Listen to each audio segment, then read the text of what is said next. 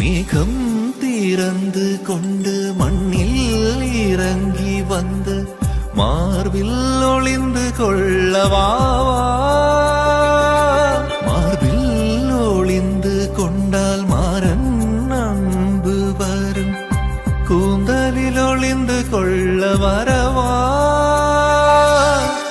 என் கூந்தல் தேவன் தூங்கும் பள்ளி அறையா அறையா, மலர் சூடும் வயதில் என்னை மறந்து போவதுதான் முறையா.